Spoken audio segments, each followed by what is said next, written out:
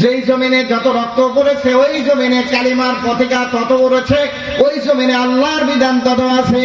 ইসলামের জন্য রক্ত দেওয়ার দরকার। সর্বপ্রথম হযরতে সুমাইয়া রাদিয়াল্লাহু তাআলা আনহা, হযরতে সুমাইয়া ইসলাম গ্রহণ করার কারণে আবু জেহেল মারতে মারতে রক্তাক্ত করে ফেলল। ও মায়ের জাতিরা ভালো করে শোনো, শুধু তাই না, আবু জেহেল হযরতে সুমাইয়াকে এমন মার দেয়, সন্তানের সামনে মারতে মারতে কাপড়গুলো খুলে ফেলছে। সন্তান কয়, চাচা এমন কোনদিন কল্পনাও করি নাই নিজের চোখটা দিয়া নিজের মায়ের উলঙ্গ চেহারাটা দেখা লাগবে, শরীরটা দেখা লাগবে গো চাচা। এর আগেও যদি আল্লাহ আমার মত দিত তাও আমার কাছে ভালো লাগতো গো চাচা। ও চাচা আপনার পায়ে ধরি, আমাকে হত্যা করে দেন, শহীদ করে দেন, এর বিনিময় আমার মাকে ছেড়ে দেন, আমার মাকে একটু পোশাকের ব্যবস্থা করে দেন। আবু জাহিল্লার মন নরম হয় না। শুধু এখানে ক্ষান্ত নয়, মারতে মারতে হযরতে সুমাইয়া পিপাসার্ত হয়ে যায়। হযরতে সুমাইয়া কয়, আবু জেহেল রে মারবি সমস্যা নাই, পানির পিপাসায় জিহ্বাটা বের হয়ে যায়, একটু পানি দে। আবু জেহেল কয়, পানি দেব, ছাইরা দেব, ঈমান ছাইরা দে। এই অবস্থায় মুহূর্ত অবস্থায় সুমাইয়া রাদিয়াল্লাহু তাআলা আনহা বলে, আবু জেহেল রে শোন, পানি না খাইতে খাইতে যদি মারাও যায়, মারতে মারতে যদি শহীদ হয়ে যায়, যে কালিমা একবার পড়ছি ওই কালিমা ছাইরা জাহান্নামে যাইতে রাজি না। আল্লাহু আকবার।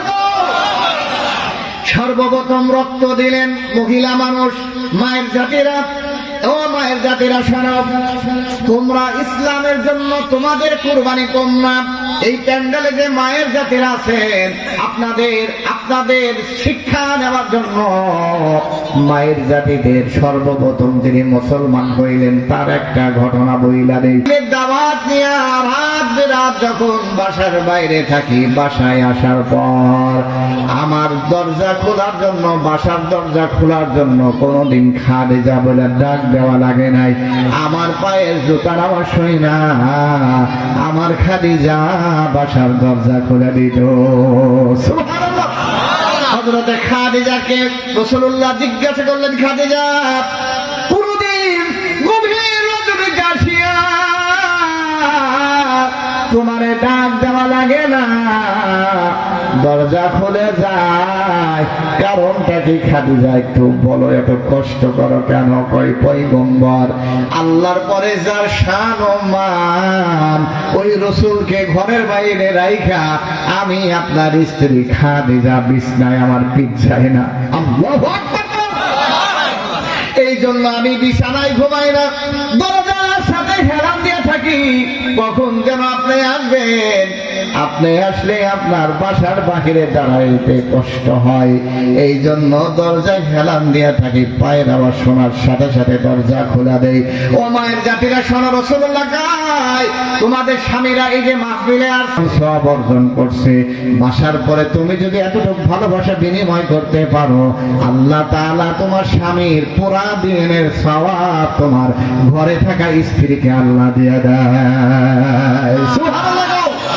আমার মায়ের জাতিরা যেহেতু এটা ঢাকা জেলার অন্তর্গত, ঢাকার পার্শ্ববর্তী একদম সাথে লাগানো, এই জন্য মারা ভালো করে শোনো। হযরতে খাদিজা কয়, পয়গম্বর এই জন্য আমি কাঁদি গো পয়গম্বর। এরপরে 2 নম্বর কান্নার কারণ হলো, পয়গম্বর দুনিয়ার থেকে বিদায় নিয়ে যাব, কবরে যাব, কবরে যাওয়ার মতো কোনো সামানা তো আমার নাই। ওই কবরে যদি আমল না নিয়ে যাওয়া হয়, কবর তো কারোর সাথে খাতির করবে না। আপনার মুখ থেকে শুনেছি, আপনি বলেছেন কবরের ভিতরে 99টা সাপ, যে সাপ যদি একবার দংশন করে 70 গজ মাটির নিচে চলে যায়। আবার বর্ণনা মিশকাতের বর্ণনার ভিতরে এসেছে সাপগুলো যদি ধ্বংসন করে পুরা শরীরটা এমন বিষাক্ত হয়ে যাবে, কেউ যদি ধরে শট করবে, কারণে শট করার মতো শট করবে। ও আল্লাহর বান্দা, শুধু এখানে ক্ষান্ত নয়, রাসূল বলে ওই কোন একটা সাপ সামান্য যদি একটু শুধু শ্বাস দুনিয়ায় ফেলে দেয়, তামাম জগতে যত গাছপালা তরুলতা আছে সব পুরে শেষ হয়ে যাবে। কিয়ামত পর্যন্ত বিষের কারণে আর কোনোদিন গাছপালা তরুলতা জন্মগ্রহণ করবে না। এত বিষাক্ত সাপ ওই কবরে। আপনারা বলছেন ওই কবরে যাওয়ার মতো কোনো সামানা নাই। আপনার জবান থেকে শুনছি পয়গম্বর, কবরে যদি প্রশ্নের উত্তর না দেওয়া যায় এমন চাপ দিবে দুই পাশের মাঠে হাত দিয়ে গোড়া গোড়া গোড়া গোড়া হয়ে যাবে গো পয়গম্বর। এই কথা বলে বলে কান্দে জান্নাতে সুসংবাদ পাওয়ার জন্য নারী, অথচ আমার মায়েরা আমার বোনেরা নামাজ নাই, রোজা নাই, পর্দা নাই, পোশেদা নাই, চরিত্র নাই, আখলাক নাই। সারাদিন টিভির সামনে মোবাইল নিয়ে আড্ডা দেওয়ার পর নামাজ রোজার কথা বললে কয় নামাজ রোজা পর্দা লাগবে না, জান্নাতে চৌরাস্তায় আছি, মরবো আর জান্নাতে যাবো, দেরি হবে না। কথা হয় না কেন? আছে না এরকম কিছু? অনেক মারা আছে, বাবারাও আছে, নামাজ না পড়লে কি হয়, ইমান তো অনেক হাড়ি ইমান, অনেক শক্ত ইমান বলে তাদের, নামাজ না পড়েও বলে ইমান শক্ত হয়। বন্ধুগণ আমার, তাহলে এবার আসেন মায়ের জাতিদেরকে লক্ষ্য করে বলে মারা শোনা, খাদিজা যাকে আল্লাহ জান্নাতের সুসংবাদ দেয়, আমরা শুধু শুনেছি 10 জন সাহাবী জান্নাতের সুসংবাদ পাইছেন, এটা শুনেছি, কিন্তু 5 জন মহিলা দুনিয়াতে আল্লাহ তাআলা জান্নাতের সুসংবাদ দিয়েছেন। তার ভিতরে অন্যতম হযরতে খাদিজাতুল কুবরা।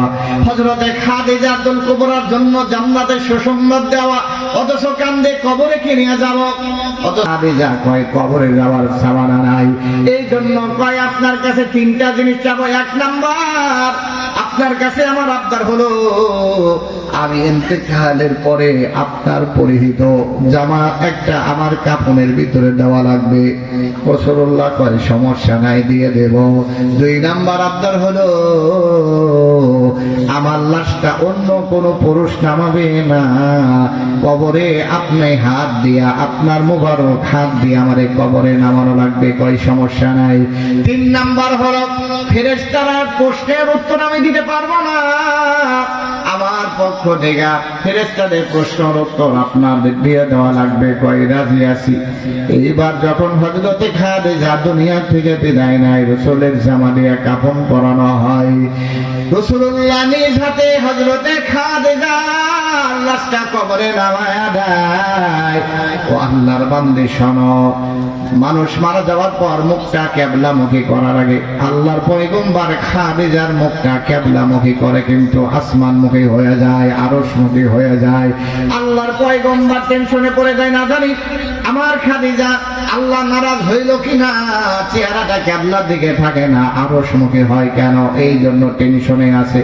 জিবরিল আমিন আয়েশা কয় পয়গম্বর টেনশন করার কারণ নাই, আপনার খাদিজার সম্পর্ক স্বয়ং আল্লাহর সাথে, এই জন্য খাদিজার চেহারা বাইতুল্লাহ না আরশের দিকে থাকাটাই স্বাভাবিক হয়ে যায়। সুবহানাল্লাহ। 3 নাম্বার সওয়ালের উত্তর দেওয়ার জন্য কবরের পাশে দাঁড়ানো জিবরিল আমিন কয় পয়গম্বর কবরের পাশ থেকে যদি আপনি না সরেন ফেরেশতা আসবে না। কয় সরতে পারবো না, আমি আমার খাদিজার সাথে ওয়াদাবদ্ধ, তার প্রশ্নের উত্তরগুলো আমার দেওয়া লাগবে। এইবার জিবরিল কয় পয়গম্বর যে খাদিজা জীবন যৌবন সব কিছু আপনারে খুশি করার জন্য, আল্লাহকে খুশি করার জন্য ব্যয় করছে, ওই খাদিজার প্রশ্নের উত্তরের জন্য আপনার টেনশন করা লাগবে না। খাদিজার প্রশ্নের উত্তর দেওয়ার জন্য স্বয়ং আল্লাহ যথেষ্ট আছে। জোরে বলো না, জোরে বলো না, সুবহানাল্লাহ। তাহলে আমার মায়ের জাতিরা, আপনাদের মতো একজন মা জান্নাতে সুসংবাদ প্রাপ্তা, এরপরও এত টেনশন কবরে যাওয়ার। অতএব মা, মাঝখানে আপনাদের 2টা কথা বললাম, আপনাদের ওই কবরে যাওয়ার প্রস্তুতি দরকার আছে না নাই?